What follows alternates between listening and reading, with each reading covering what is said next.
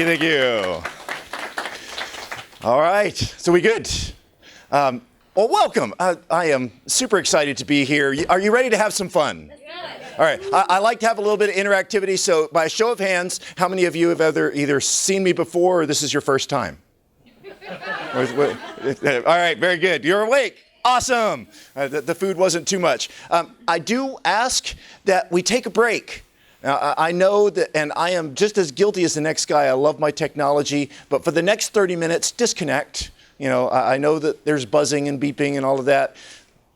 Just take, I know I'm asking a lot, but you're worth it. You are worth it, all right? So, I know a lot of us here, we've all tried, to set goals, and we may not have achieved that, but you can. And that's really what it's all about. I'm here to show you how to design a life that you really, really want, right? Because my goal is I'm going to help people who want to create a profitable, full, balanced, and vibrant life, right? Even if you've tried things before and tried to avoid the shiny object syndrome, right? We want to get there, all right? So my goal is to create that financial freedom, increase productivity, and the only way to do that is through a new you revolution. Okay, and we'll get to that in a minute. So who am I? Dan Gentry. I'm a farm boy from Dunellen, Florida. I was actually born at Monroe, which is now Advent Health, what have you. I joined the Air Force. Yeah, see, back when I was cute. It's fantastic. I joined the Air Force to get out and see the world. They sent me to Omaha, Nebraska. That was it. And just for the record, I did computer operations for the Air Force. That's not actually the way that I dressed, but that was one of the photo booths at basic training, and I thought it looked really cool. So there's my macho moment. All right. And I love my family. I love my businesses. You know, I've done all kinds of management things, helping small businesses, been an independent associate, been management in a Fortune 6 company, right? I've been all over, but my life now is pretty good, but it wasn't always that way. There was a period in my life, a little bit of my story, where my whole life was shattered, right? And there was a period of time where I remember very vividly sitting on the edge of my bed, right? And that's actually being generous. It was a mattress on the floor in an unfurnished apartment where I had a pot, a fork, a spoon, right? And just had my head in my hands and like, how did I get to this place of being, my whole life just blew up. And really it started with the young executive, right? Back when I had hair. It's fantastic. Now this was right about the time that BlackBerries came out. Now, some of you in here are not old enough to remember when email wasn't available all the time. Well, I helped bring this wonderful device in. So email was right here. 3 in the morning, I'd get an email. My boss would get an answer at 3:05 because it'd buzz and I'm up, right? And I remember clearly when I realized that I had a little issue. I'd gone out to Denver, Colorado. Anybody here been to Denver? Beautiful place, right? And I'm on the 11th floor in downtown Denver, and I wasn't there enough to have my own office, so they put me up in this other office, little desk in front of the windows, right? And I open my laptop. I'm going through the 300 to 400 emails I'd get that weren't worth waking up at 4 in the morning for, right? And I remember, I want a cup of coffee. So I went out, got a cup of coffee. I walked back in the doorway, and I just stopped and went, oh, that was the view outside that window. Crystal clear blue sky, snow-capped Rocky Mountains, wall-to-wall windows. And I'm sitting in front of the window. All I have to do is look over the top of my laptop. And I hadn't seen it. I'd missed it. And I realized that there's something wrong. I realized that my life was out of balance and that I needed to fix it. So I was like, all right, I've got to fix this. So I set a goal that I'm going to work on. How do I create some more life balance for myself? Okay. Now, I don't know anybody here has ever had this experience. You set a goal, it's something you know that you really, really need to do, and nothing happens, and you don't do anything. Anybody? Anyone? Yes? Yes? Okay. Well, that's what happened to me. because I figured I had time. I ran out of time. And in a 3-month period, and I could tell this story in the half an hour that I got, but in a 3-month period from the week before Thanksgiving of 2001 until mid-February 2002, so in a 3-month period, a divorce. I move out, I'm in that 1-bedroom apartment, right? Now, funny story here. I was looking for a graphic for divorce, and there was like the little paper family that was ripped and all of that. I saw this one, I'm like, yeah, that's it. Because there are some divorces where it's like a surgeon goes in and separates the people and all. Then there's the ones like mine that look like a raptor attack. And for the record, it's jagged on both sides. I had my own part to play there. But anyway, so divorce. I got laid off. That big, I was a big, important guy at a billion-dollar company, director of internet technologies, and suddenly I wasn't important. They didn't, bye. 6 figures to 0 figures. Yay. And then just because the universe likes that little something extra, in February, my father passed away. Right? I remember getting a call from a friend of mine who said, Dan, are you okay? Right? If somebody is getting a divorce, you worry about them. If they're getting laid off, you worry about them. If they lose a parent, you worry about them. And you're doing all 3 at the same time. I'm like, I'm fine. Right? Now, I use humor as my way of dealing with things. I used to say that, God will never test us beyond our capacity. I just wish he didn't trust me so much. Right? But the reality is that my whole life had blown up and was kind of shattered in pieces. I'm like, I need to figure out a way. How do I pull this all back together? How do I create a life that's sustainable? Because my life wasn't. And, so it set me on that search for kind of the hidden pattern of success. How do we find and create a life that we actually want, right? And that's when it kind of all fell together. And I have a system called the Life Triad. I'm not going to go into a lot of detail just because I don't have that much time. Today we're talking about the life map. It's what's your map? How do you set goals? How do you create that map that's going to get you to where you really want to go? Okay? So, I don't know if you're rebuilding your life, right? Or maybe you're frustrated by the pace of success. I thought I'd be farther along by now. Anybody had that feeling that I thought I'd be, why am I not making the success I want? Maybe you're just looking for that extra edge, or you're about to start something big and new and just really want, here, let's go for it, right? So I'm going to talk about my 3 secrets of success related to goal setting. The first is how one thing can instantly accelerate your goal achievement, how to alter your habits without pain and suffering, right? And then how to avoid what causes 90% of goals to fail, right? And I do want to apologize. My voice this morning was a little weird. I woke up this morning and talked like this. I'm like, oh, great. And I figured I could either just go ahead with my presentation, but I was going to do another thing, but Sonda wouldn't let me. I figured I'd just do 30 minutes of karaoke because I can now do, oh, my friends know the low rider, right? But anyway. She apparently said you guys wanted success, not karaoke. All right, so secret number 1, how one thing will instantly accelerate your goal. Now, you're maybe thinking, okay, I know goal setting is important, but what's different about this new revolution, right? Well, it's one thing only. And it comes down to, right now, we're in New Year's resolution time, right? And here's the deal with a resolution. Resolution isn't powerful. We have what in Congress when they want to pretend that they're doing something, they pass resolutions, right? Non-binding resolution. A resolution is not a strong word. It's just like, that's something I'd like. It'd be cool, but it doesn't have power to it. And that's, I want us to get away from the whole idea of not a New Year's resolution, a New You revolution. And this is my life map. Try it. When you're setting goals, we're going to talk a little bit about how do you actually set goals, right? Now, just so you know, in my program, everything has a foundation, a framework, and a manifestation. 3 pieces, third power performance, kind of goes there. So when we first start, we need to define what we want. Now, who here has heard of SMART goals, right? And you know what? SMART goals are great. It's a fantastic, you want when you're setting your goals, you want to be specific, you want it to be measurable, achievable, relevant, and time-bound. So, specific, don't just say, I want to have lots of money.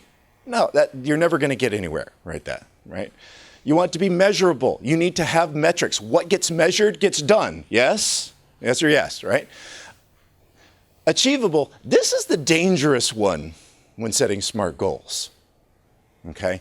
Because you want it to be achievable, but at the same time, it can't be too easy.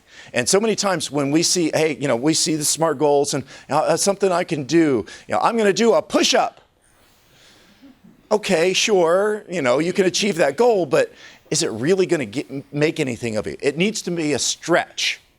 Now, at the same time, it can't be, I'm going to earn $1 billion this year. Right? Now, if you're making 100 million now, okay. But if you're starting a new company, okay. But so this is kind of the dangerous area here when setting goals, is you want it to be a stretch, okay? And you want it to be relevant. It's something that, for me, I call this being congruent and fitting in with your purpose and who you really are, right? Is it going to feed your soul, or is it going to drain your soul? I mean, because I've had major, huge success in my life that just sucked the life out of me, and I hated it, right? Yay, I'm making money and my life is terrible, right? So make sure that it's relevant to what you want, and you do need a time. It's got to be a specific time on it, right? Now, and that's great. You set your goals. You make a SMART goal. Now we need to start, how do we get there? How do we make that happen, right? And I always talk about break it down. Let's refine that goal. Let's create, what are the pieces of it that we need to accomplish that have real deliverable results, right? If I want to get new clients, right? I know I need a new sales marketing system. Well, what are the pieces of that so that I can say today or this week, I have, boom, now I know what my email system is going to, what my emails need to say. Now I know what my website needs to say. Now I know, so every piece, there is a deliverable, a physical or specific outcome that you can say, here it is, right? Because so many times we've got, yes, I want more customers, and I need a marketing plan, and it's kind of this ephemeral, squishy thing. You need hard, here's what I'm going to do. Here's the outcome. Here's how I can show my accountability partner that it's done, okay? And then you build those pieces to your timeline. What needs to happen when, okay? Pretty straightforward. And then we execute it. And this is where it's the one thing. When I figured this out, it changed my entire life, right? Now we've got this huge grand goal, and I tell everybody, you need to have a big, audacious, hairy goal out there, right? But now we break that down. But how do I get there, right? Well, for me, it's one thing. What is the one thing, not a bunch of things, what is the one thing I can do today that will take me towards that big goal? And by doing that, it makes everything else either easier or irrelevant. Okay? That piece, because, I'm always like, yeah, what's the most important thing? It's the priority. What is one thing that you're going to do today, I call it the big domino, that will make everything else either easier or irrelevant? That concept right there will instantly transform your goal achievement. Just that concept right there, okay? This is a chiropractor that I worked with, helping her, okay, doing that. I read the whole thing, but I only have 30 minutes. So, you might be thinking, well, what about, I've got all these competing demands, I've got kids at home, I've got family, I've got all of this, I just need to try harder, right? Well, here's the truth. The truth is making a resolution, just having a task list or a new time management system, it's not enough. Trying harder is not enough, okay? You need a personal revolution. A revolution is a dramatic change in the way that you think and that you do, okay? And it starts by doing just the one thing, all right? Now, secret number 2 is how to alter your habits without pain and suffering. Now, the conventional wisdom, how many people here think it's easy to change a habit? How many people think it's hard to change a habit, right? And it can be, but the reality of it is there's a concept called habit stacking. How many people here, when they wake up in the morning, brush their teeth? I'm hoping the hands go up, really. All right. How many people, when they go to bed at night, brush their teeth? Okay. Habit stacking is this cool concept that I came across where you take the existing habits you already have and you modify them, right? Let me give you a perfect example. A glass of water saved my marriage. When I saw this concept of habit stacking, general ideas, you take a habit, you add some pieces on it, you stack. So I took my brushing my teeth at night habit, and I decided that was the first one I was going to try. So I took, okay, time for me to go brush my teeth. You know what? I go to the kitchen, I'm going to get a glass of water for my wife and put it on her side table. She likes having a glass of water right there, okay? So that's the first part. And while I'm in the kitchen, let me get my vitamins that I need to take to help my well-being. So I set the glass of water down. I go get my gym clothes out of the dresser as I'm walking by. So I've got my gym clothes so I can work out in the morning, set there right next to the sink, brush my teeth, go to bed. Simple. All I did was I added getting a glass of water, taking my vitamins, and getting my gym clothes ready for the next day. It added 2 minutes to that habit, okay? Well, here's the thing. My wife felt more connected. It was a tiny, tiny thing, but every day I thought about you and thought about here's something you need, right? I was taking care of my body because I was taking my vitamins that I needed, and how many of us have woken up in the morning knowing we need to go work out and just like, I don't want to. It's like every day. Right? But I already had my clothes out. My shoes are right there. I don't have an excuse. So I had set myself up for success, and it increased my, working out. I did it just about every day. I set my journal out now. I have to pick up my journal before I'm allowed to pick up my coffee cup. I'm getting that coffee, so the journal's coming, right? So I journal every morning because I was able to stack that habit on something I already did. And, when my marriage had some issues, like we all do, we all have tough times, I had made deposits into that account, into that emotional account, so that it was okay, right? So just adding this helped save a huge part of my life, right? It's because I cared. So, and we all, willpower fades, right? Willpower is not something that is going to get you through on a continuous process. The willpower is there to set up your habits for success. The willpower is not, you're not going to just go to the gym just on willpower, just on self-discipline. You need to have set up a system, set up a habit that just happens automatically, okay? So you don't have to break your existing habits. You just have to stack and modify. That simple. So number 3, how to avoid what causes 90% of goals to fail, right? And, it's like, what makes us miss our goals? Right? It's one word, ripples. I'm done. Thank you. Oh, wait, no. What is that? What am I talking about here? Anybody ever taken a big rock, thrown it in a pond? And that little splash, and then the ripples go out like forever. It's so cool, right?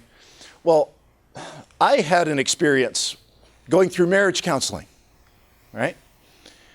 And my marriage counselor was talking to us, and she goes, I want you to understand that marriages, like people, like our goals, like anything else, we are systems. We are not in isolation, right? Nothing happens without a side effect, right? And what happened in this instance, she was talking about when there's one person that decides to make a change, whether it's job, whether it's who controls the money, whatever, it's like the baby mobile, like one of these. And if you hit one of those pieces, everything's going to move and there's going to be some chaos for a little while until it finds a new equilibrium.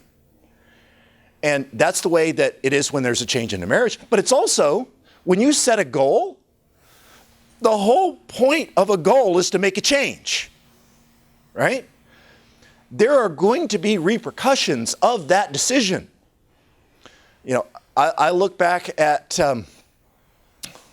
this time last year, a week after Thanksgiving of 2018. What year are we? Yeah. I went to my physical and got on the scale at the doctor's, and I was 297. I was 3 pounds from 300.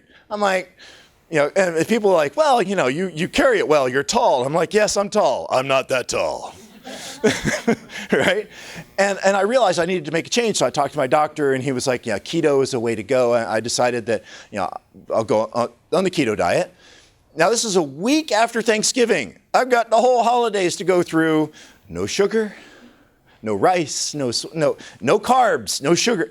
I'm like, maybe I'll wait for a New Year's resolution. And I'm like, nah, that's a cop-out. So I did it. Now, a relatively simple thing of changing your diet. It doesn't seem like it would be a huge change. But then I'm like, okay, so that affects the menu in the house. My wife, who does most of the cooking, had to change. Oh, what do you want? Okay, so honey, what are you going to eat today that I'm making, right? It changed where I went to eat with clients. It changed what snacks I could have. It changed, what happens when people bring snacks into the office. There are all of these other effects. And this is a really small change that was only me of what I'm going to eat. And it had effects all over, right? And so if we're not, we get so focused when we're doing goal setting on here's what I want and here's the steps I need to get there. But we don't think of what are all of the other effects around that, right? And that's what, I wish I had time to go through all of, to really have a session with you and say, what are you trying to do and what are all the side effects? But we have to look at that. And that's, it's how do we set goals properly? It's how do we see all the potential ripples? It's prepare. It's knowing that they're there to realize that when we make a change, we're going to affect our entire world. We're systems. Our families are systems. Our businesses are systems. You're making a change to your personal life. It's going to affect your business. It's going to affect your family. And preparing for that and communicating it and then adapting your plan for those eventual changes. Okay? So, we've covered, secret number one, how just focus on one thing. The one thing that's going to make the biggest impact in your day. And remember that it doesn't have to be about your business or about, your grand goal. Make a one thing. I have one things about my family. Today, the thing that's going to make the biggest difference for me is spending time with my family in a no electronic zone where they have to pay attention, right? And that is going to cause everything else to be simpler and easier because now everybody feels present. They feel known, right? And so when I have to go and take a Saturday to come talk to people about setting goals, it's okay. That it's not, oh yeah, Dad's working again. It's, no, Dad's working so that he can have those moments with us. So it doesn't have to be this, sales goal or something like that. Make it real. Make it about your life. Stack and modify your habits. Take the habits you already have. What's the first thing you do in the morning? What's the last thing you do at night? That's where I start. What little thing can I add to that will make a dramatic impact on my life? Okay? And watch out for the ripples. Prepare for it. Know it's coming, because it is coming. All right? So, on your seat, you've got a card. I would love for you to fill this out. Tell me what you thought of today, right? And if you want to hear from me again, you can put your email address on there. How are we doing on time? Got about 5 minutes. You want a little extra bonus stuff? Because I prepared a couple of sets of bonus slides depending on how long we had. So, what is the greatest threat that we face in our world today? Right? Imagine that you were in a coma for 5 months. You woke up and 5 months of your life had gone. How upset would you be? All of the things that you missed out on, family time. What could you have learned in 5 months? All the goals, all those things towards that huge, giant, big one thing that I want. How much wouldn't that be terrible? 5 months of a year gone, right? This is the Nielsen Total Audience Report for the second quarter of 2018. The average American adult, 18 and over, 10.5 hours of screen time. TV, cell phone, I think you've got radio in there too. Game consoles, right? 10.5 hours. That's almost half a day every day. I hear people all the time, I don't have time to work on my goals. I don't have time for another business. I don't have time to work out. Excuse me? Yeah, you do. It's not important to you. And that's why all the time, I love time management. I really, really do. I have my journal and my to-do list and my calendars and all of that. But our problem is not a time management problem. It is a purpose management problem. If you got something that's just firing you up that you want to accomplish in this world, you're not going to sit there and binge watch Netflix. You hear me? And you know what? I've done it too. There's shows that I like and you need some downtime, but I mean, seriously, 10.5 hours a day. Now, I know this room's probably, you're not quite there because you're all go-getters. You're here on a Saturday trying to make yourself fantastic and set goals. I have an app on my phone that tracks how much time I use, and I keep it there on the screen. And there have been days when it's like at 4 and 5 hours. Now, some of that is me actually doing, I do a Facebook Live every morning for about 10, 15 minutes. And there's some work stuff in there, but let's be honest. We're standing in line at the grocery store, Candy Crush, rather than, hi, how are you? Right? Take the time. Disconnect. And that's why I say I have electronics free times with my family. No, let's play a board game. Let's do something. The best time, my kids still talk about it. During the hurricanes, we had a power outage and the power was out for like 2 days. My son was like, I want there to be a hurricane again. It was so much fun. We didn't have power, we didn't have electricity, we played board games by candlelight. It's the greatest thing ever. Anyway, so our greatest threat is complacency. It's not taking control when we should. We have the time, right?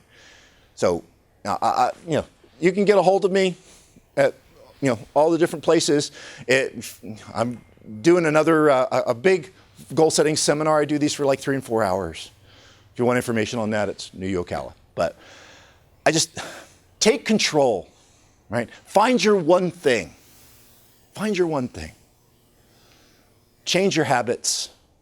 I guarantee you that 2020 will be amazing for you. Thank you.